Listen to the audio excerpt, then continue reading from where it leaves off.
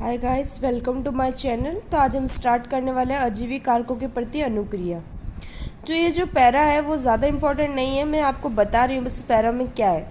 इस पैरा में ये लिखा हुआ है कि जब एक ह्यूमन बीइंग है ना, या फिर कोई भी जीव है, वो अपने एक्सटर्नल इन्वायरमेंट को और इंटरनल इन्वायरमेंट को मैनेज करके रखता है। ठीक है ना। मैनेज करके रखने का मतलब है कि जैसे कि जब गर्मी होती है बाहर, तो हम हमारे जो स्वेट ग्लैंड्स है वो ज़्यादा काम वर्क करने लग जाते हैं, जिसकी वजह से हमें पसीना ज़्यादा आता है, जिसकी वजह से हमारा जो इंटरनल एनवायरनमेंट है वो ठंडा हो जाता है। ठीक है। और हम अपने आप को उस एनवायरनमेंट के अकॉर्डिंग मैनेज कर पाते हैं। और जो जब अपनों को बाहर सर्दी वाला मौसम होता है तो हमारी जो स्वेट ग्लैंड है वो कम वर्क करती है, तो उसकी वजह से जो हमारे अंदर जो गर्मी होती है ना वो बनी रहती है। ठीक है। तो हमें उस एनवायरनमेंट के अकॉर्डिंग सर्वाइव करने का टाइम मिलता है। ठीक है। आफ्टर देन ये क्या बोल रहा है कि जैसे कि एक ह्यूमन बीइंग है, तो बाहर जब ज़्यादा गर्मी होती है तो क्या करता है, कूलर, एसी, फैन का यूज़ करता है। और जब बाहर सर्दी होती है तो हीटर का यूज़ करता है। तो बस इसमें यही बोला गया है, ज़्यादा कुछ इंपॉर्टेंट है नहीं इस लाइन में, बस आप देख लीजिएगा।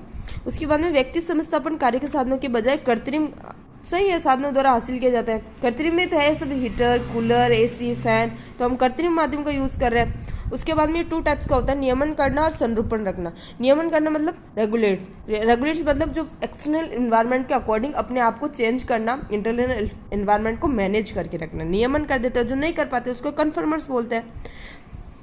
और नियमन करना, ये 2 ज़्यादा इंपॉर्टेंट लाइन है। ये पक्षी और स्तनधारी, आपको बहुत ज़्यादा इंपॉर्टेंट लाइन है। पक्षी और स्तनधारी होते हैं वो रेगुलेटर्स होते हैं, मतलब नियमनकारी होते हैं। ठीक है। आफ्टर देन संरूपण रखना, अब यही बोला गया इसमें अधिकतर स्तनधारी द्वारा अपने शरीर के तापमान को नियमित रखने के लिए जो क्रियाविधि अपनाई जाती है उसे जो नियमन रेगुलेटर्स बोलते हैं। जैसे कि जब 37 डिग्री सेल्सियस होता है टेम्परेचर होता है, तो ग्रीष्म ऋतु में हमारी स्वेट ग्लैंड कम वर्क करती है, उसकी वजह से हमें पसीना कम आता है, सर्दी बाहर होती है तब। ठीक है ना। और जब गर्मी होती है तो वो ज़्यादा वर्क करती है, उसकी वजह से हमारा जो पसीना होता है वो बाहर निकलता है और हमें अंदर ठंडी का महसूस होता है। तो सब ये ज़्यादा बोला गया है। ठीक है ना।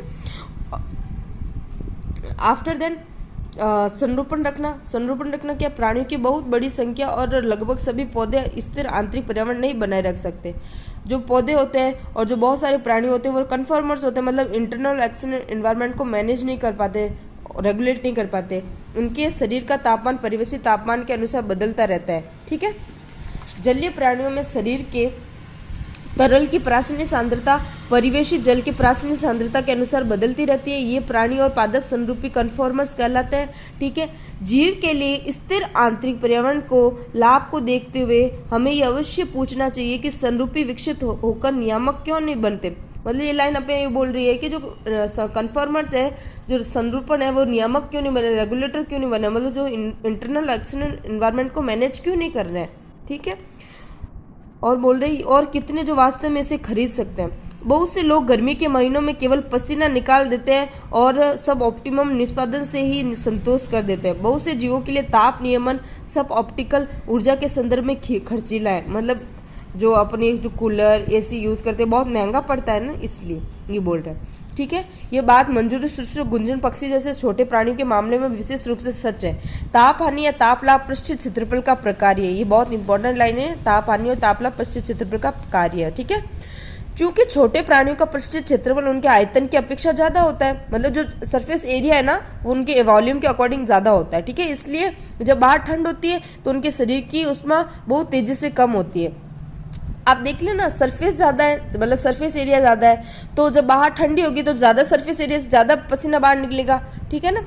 तो अंदर गर्म इन्वायरमेंट नहीं रह पाएगा, इसलिए वो ये बोल रहे हैं कि जल्दी बाहर ठंडा हो जाता है। ठीक है। ऐसी स्थिति में उन्हें अपना मेटाबॉलिज्म द्वारा शरीर की ऊष्मा पैदा करने के लिए काफ़ी ऊर्जा की खर्च करनी पड़ती है। ठीक है। ये मुख्य कारण है कि बहुत छोटे प्राणी बिल्ले ही ध्रुवीय रखने की लागत और लाभ का विचार किया जाता है, मतलब जो ध्रुवीय क्षेत्रों में पाए जाते हैं, मतलब जो छोटे प्राणी होते हैं ना वो ध्रुवीय क्षेत्रों में नहीं पाए जाते। ये भी लाइन बहुत इंपॉर्टेंट है। ठीक है।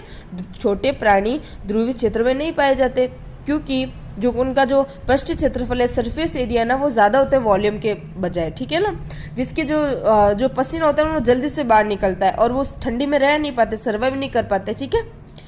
आफ्टर देन विकास क्रम के दौरान स्थिर आंतरिक पर्यावरण बनाए रखने की लागत और लाभ का विचार किया जाता है। कुछ जातियों ने नियमन करने की क्षमता विकसित कर ली है, लेकिन केवल सीमित परास वाली पर्यावरण परिस्थितियों में। यदि पर्यावरण परास ज्यादा हो तो वे केवल संरूपण करते हैं। अगर दबाव भरी बाहरी परिस्थिति स्थान विशेष में अथवा केवल थोड़ी अवधि में ही लिए तो जीवन के परास के दो अन्य विकल्प है, पर्यावरण रखना या निलंबित रखना। मतलब क्या बोल रही है, जो कन्फर्मर्स होते हैं ना वो दो काम करेंगे, क्योंकि वो अपने एक्सटर्नल और इंटरनल एनवायरनमेंट को मैनेज नहीं कर पाते हैं, तो वो दो काम करते हैं, या तो उस एरिया को छोड़ देते हैं और जब एरिया उसके अकॉर्डिंग होता है तो वापस आ जाएंगे, या फिर कहीं दूर जाके मतलब बहुत ज़्यादा टाइम से अंदर रह जाते हैं। मतलब निलंबित रखना मतलब जैसे कि शीत में निष्क्रियता, गैस निष्क्रियता, अपना आगे पढ़ेंगे, ठीक है ना। आफ्टर दैट प्रवास करना, जीव दबावपूर्ण आवास से अस्थायी रूप से अधिक अनुकूल क्षेत्रों में चला जाए और जब दबाव भरी अवधि बीत जाए तो वापस लौट आए। मानव सदस्य में ये नीति ऐसी है जैसे गर्मी की अवधि में हम दिल्ली छोड़ के शिमला चले जाते हैं, ठीक है ना।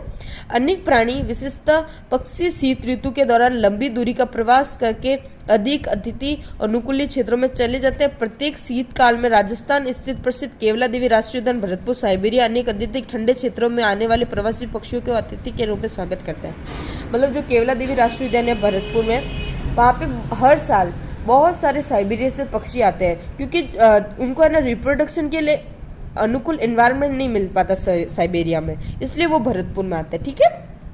निलंबित करना, जीवाणुओं, कवकों और निम्न पादपों में भिन्न प्रकार के मोटी भित्ति वाले बीजाणु बन जाते हैं, जिससे प्रतिकूल परिस्थितियों में जीवित बचे रहने में सहायता मिलेगी। जिनकी सेल वॉल होती है ना वो मोटी कर देते हैं, ताकि जो बाहर गर्मी होगी या सर्दी होगी तो उसको बचा पाते हैं, ठीक है ना। उपयुक्त पर्यावरण उपलब्ध होने पे ये अंकुरित हो जाते हैं। उच्च पादपों में बीज और दूसरी वानस्पतिक जनन संरचनाएं उनके परिक्षेपण में सहायता करने की अतिरिक्त दबाव वाले समय से पार पाने के साधन के रूप में काम आते हैं। नमी और तापमान के अनुकूलन परिस्थितियों में वे नए पादप के रूप में अंकुरित होते हैं और वे अपनी उपापचयी सक्रियता को कम करते हैं और प्रसुप्ति अवस्था में जाकर ऐसा करते हैं। मतलब क्या करते हैं कि है ना इंटरनल और एक्सटर्नल एनवायरनमेंट के अकॉर्डिंग वो अपने रिप्रोडक्शन टाइम को चेंज कर लेते हैं, ठीक है ना। और प्राणियों में अगर जीव प्रवास नहीं कर सकता तो समय में पलायन करने के दबाव से बचता है, ठीक है ना। आफ्टर दैट मतलब कुछ ऐसे प्राणी होंगे जो प्रवास नहीं कर पाते हैं, एक एरिया से दूसरी एरिया तक नहीं जा पाते होंगे, ठीक है, तो वो क्या करते हैं, शीत निष्क्रियता और ग्रीष्म निष्क्रियता जैसी स्थिति को अपनाते हैं। जो भालू होते हैं ना वो शीत निष्क्रियता में चले जाते हैं। निष्क्रियता मतलब क्या होती है कि कुछ टाइम के लिए एक गुफा में जाके बैठ जाना या फिर जमीन के अंदर चले जाना। जो मेंढक होता है वो मिट्टी के अंदर दबे हुए रहते हैं कभी कभी, तो ये बोल रहा है। शीत ऋतु में भालुओं की शीत निष्क्रियता में जाना पलायन से बचने का जाना पहचाना मामला है, ठीक है ना। कुछ घोंगे और मछली होते हैं ना वो ग्रीष्म निष्क्रियता को अपनाते हैं। आपको याद रखना है कि भालू होते हैं ना वो शीत निष्क्रियता को अपनाते हैं और घोंगे और मछली होती है ना वो ग्रीष्म निष्क्रियता को अपनाती है, ठीक है। उसके बाद में जो जू प्लैंकटन होते हैं वो डायपोज में आ जाती है। ये पूरा पैराग्राफ बहुत इंपॉर्टेंट है, शीत ऋतु से लेके एक अवस्था है, बहुत इंपॉर्टेंट है। आपको डायरेक्ट पूछेंगे भालू क्या होते हैं, शीत निष्क्रियता, घोंगे और मछलियाँ कौन सी होती है, ग्रीष्म निष्क्रियता, और जो जू प्लैंकटन की अनेक जातियां नहीं वो डायपोज में चली जाती है। डायपोज में मतलब ये निलंबित करना, ठीक है ना, निलंबित परिवर्तन की एक अवस्था है। Thank you very much and like and share subscribe my channel. आगे हम देखेंगे कि जैविक अनुक्रिया के तरीकों का आरेखीय निरूपण है। ये बहुत ही इंपॉर्टेंट फिगर है, इसमें आपको ये चेंज कर लेते, कभी बाह्य स्तर इधर लिख देते, कभी आंतरिक स्तर इधर लिख देते। आपको बहुत अच्छे से ध्यान रखना है कि आंतरिक स्तर कहाँ लिखा हुआ है, बाह्य स्तर कहाँ लिखा हुआ है, ठीक है ना। तो मैं आपको इस फिगर के बारे में बता देती हूँ। सबसे पहले नियामक क्या होता है, जो एक्सटर्नल और इंटरनल एनवायरनमेंट को मैनेज करके रखते हैं, मतलब जो इंटरनल एनवायरनमेंट को चेंज नहीं होने देते, तो मतलब आंतरिक स्तर को कांस्टेंट रखते हैं, तो नियामक को कांस्टेंट रखने वाला आ गया, ठीक है। बाह्य स्तर और आंतरिक स्तर को कांस्टेंट रखते हैं, ठीक है। उसके बाद में जो आंशिक नियामक होते हैं, मतलब जो कुछ टाइम के लिए तो गड़बड़ा जाते हैं, उसके बाद में रेगुलेटर जैसे काम करते हैं। तो पहले तो कन्फर्मर जैसे काम करेंगे, आफ्टर देन रेगुलेटर के पैरेलल हो जाएंगे। जो कन्फर्मर्स होते हैं वो मतलब इंटरनल और एक्सटर्नल एनवायरनमेंट को मैनेज नहीं कर पाते, तो वो सीधे ही होते हैं, मतलब कन्फर्मर्स डायरेक्ट सीधे होते हैं।